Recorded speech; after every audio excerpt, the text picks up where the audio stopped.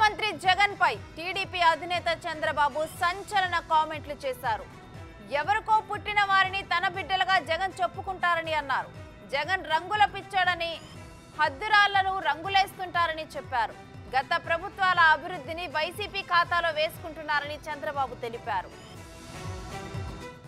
ముఖ్యమంత్రిని చూస్తే రంగుల పిచ్చోడు, ఎక్కడ ఏది కనపడినా ఆయనకు ఆ రంగేసేయాలి, ఈయన ఫోటో వేసుకోవాలి. అవునా కాదా? ఎవరికో పుట్టిన బిడ్డకు ఈయన పేరు పెట్టుకుంటాడు. ఈయన చేయలేదు.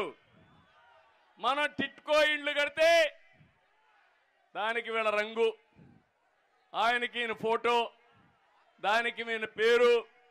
ఇది ఎక్కడ అన్యాయమో నాకైతే అర్థం కావడం లేదు. కడాన మీ సర్వే పొలం రాళ్ల పైన కూడా వేశాడా? ఎంత పిచ్చోడయా!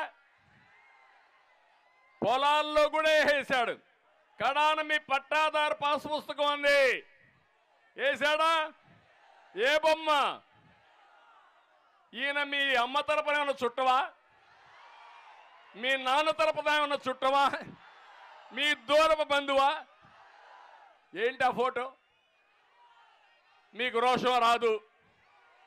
రోషం వస్తే భయపడతారు, కేసు పెడతాడని. అవునా కాదా?